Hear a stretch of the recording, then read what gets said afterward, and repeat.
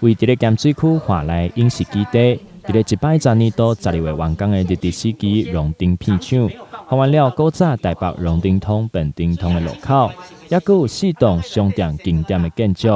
伫18号下晡，台南市政府特别举办完工说明会，来向大家说明前2期的计划进度，也佫有未来的规划。安内影视基地在黄市长上任之后，就大力的一个推动，所以积极的争取第2期中央9000万的一个预算。那接下来也会再跟中央争取大概有1.4亿的一个预算，来完成第3期相关的一些场景。那今天特别针对很主要的这些完成的场景，荣町4栋主要的建物来跟大家做见面。那这4栋都是在荣町里面非常主要的一个